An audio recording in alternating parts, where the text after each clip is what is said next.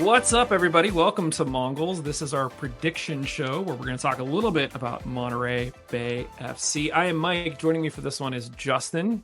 Justin, you just got back from a little vacation. How was it? Oh my gosh, it was so amazing. It was literally amazing.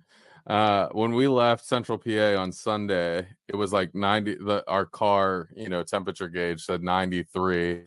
And then by the time we got to where we were in New York, it said 79. And I was like, Wow. this is perfect. And so it was like mid 80s all week, but we were in the woods, so there was lots of shade and breezes and all that kind of stuff. So it was literally a great vacation. And then back to Central PA this yesterday. I was like, oh, it is hot here. It is hot. Yeah.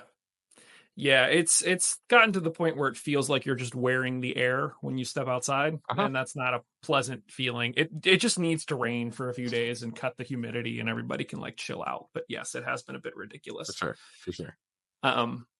Well, before we dive in and talk about Monterey, I wanted to bring up the fact that the Hounds did announce earlier this week the 4 candidates for the team name for our USL women's team that will be joining the league in 2025. And Justin, just wanted to sort of get your take on these. So the 4 candidates are the Pittsburgh Confluence SC, Pittsburgh Renegades SC, Pittsburgh Riveters SC, and Pittsburgh Strikers SC. So I'm not going to say anything else. I'm just going to sort of give it to you, and then we'll circle back and I'll give you my thoughts. What are your thoughts on those 4 contestants? I don't particularly love any of them.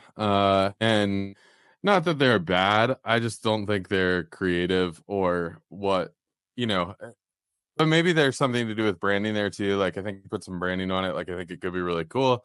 I think I have not voted yet. I'll be honest about that.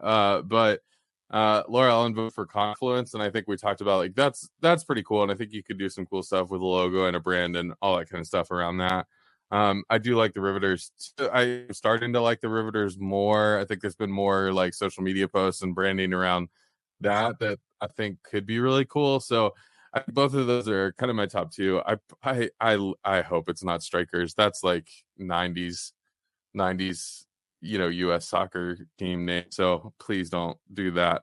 But I think I could get behind any of the other 3. How about you? How you feeling?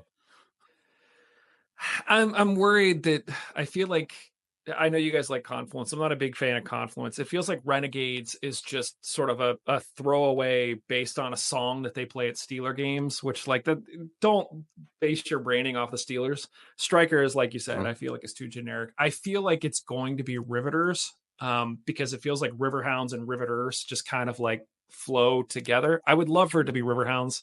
That's my preference. I don't really love any of these, but it'll be interesting to sort of see what the team ultimately goes with. Part of me feels like the decision's already been made and they're just sort of putting these out here to get fan engagement, but we'll see. That's just a hunch. There's no inside news on any of that.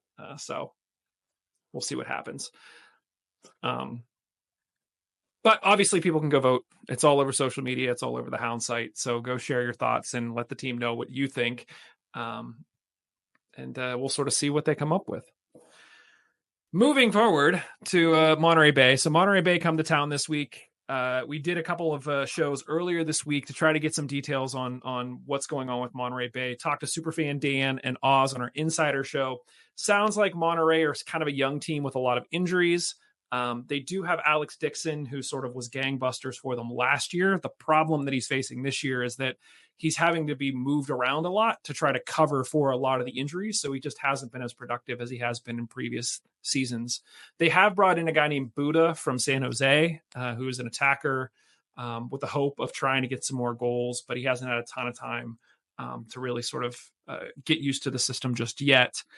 The biggest concern that Superfan Dan seemed to have is just about the team traveling from west to east on a holiday weekend and just sort of any sort of delays. If they miss a connecting flight, like that's totally going to mess with their pregame warm up and rest and all of that.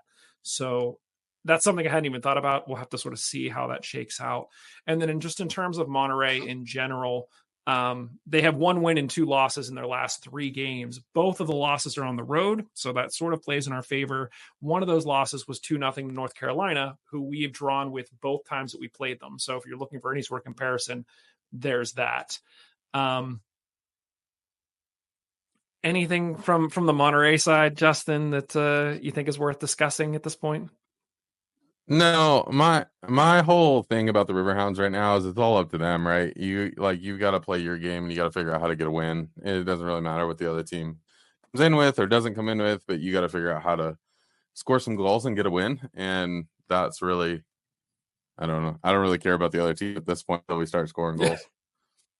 Yeah, I talked to Sean Suber yesterday in our pre-gaming episode, and he basically said the same thing. He said they really don't care that much about Monterey. They're focusing on themselves.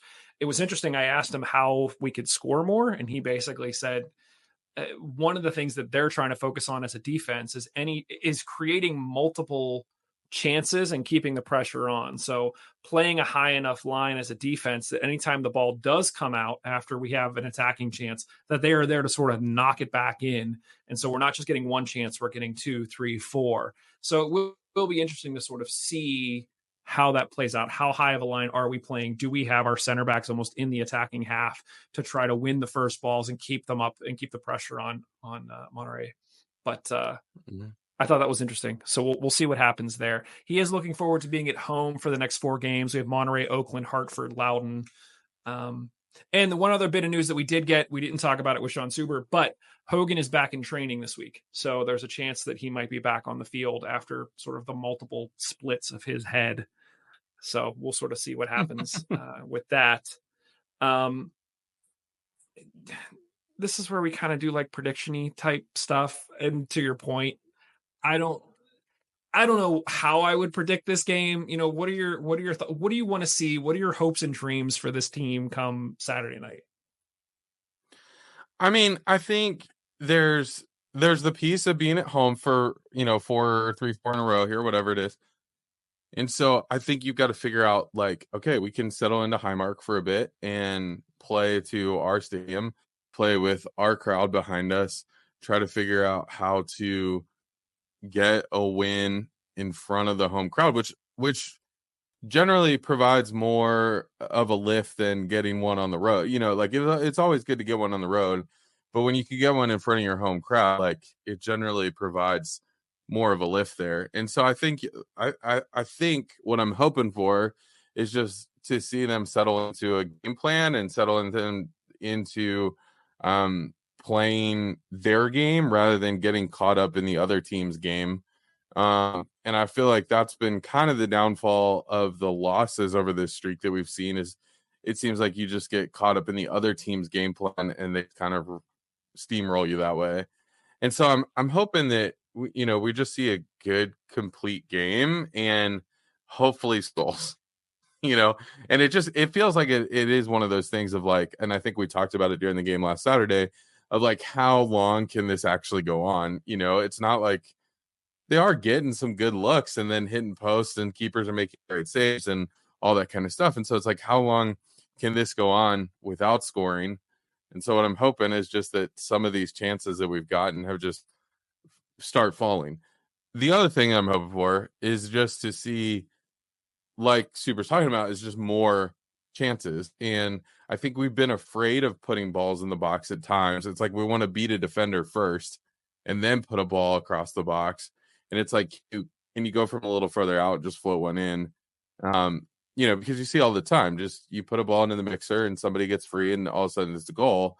And it just create more of those opportunities. Something's going to eventually go. But our forwards have to improve on their play and start scoring. So I am hoping with a travel day for Monterey and time zone changes and all of that kind of stuff. I'm hoping we can get a win with that and being at home the first time in a while. I feel like statistically, like you're better off betting that the team is going to score now. Like the streak, the longer the streak goes on, the less likely Yeah, it is to continue. So that's what I at least tell myself as a fan is like they're going to have to score. They have to score at some point. It's got to be this one. And if it's not this one, then it's like, well, then I guess it has to be the next one because we're not that bad. It's super frustrating. But to your point, we'll be at home. Hopefully, we'll be able to get an opponent who isn't at 100%, and this is the opportunity to sort of put the stamp down. They know that this is a, this entire month, 4 games at home is a great opportunity to completely right the ship. So if you're Bob, it's almost like, okay, hard reset. We're halfway through the season. We now get 4 games at home to play our game, do our thing. Let's go make it happen. All sins are forgiven. Go out, let's score some goals and figure out who we are in the second half. So that's kind of my hope, is that that's how we come out, we play. To your point, they'll have the Steel Army behind them, fans behind them. So I think I will predict a 2-1 win for the Hounds. Give me a score prediction. What do you think? yeah. I think I was gonna say 2-1, and so you said 2-1. Maybe I'll just say 2-1 still. Yeah. Yeah, I feel like at some point, I still don't think our defense is good enough to have that many clean sheets, and so I just think there's always the chance. And it's USL. It's not like this is the that you give up.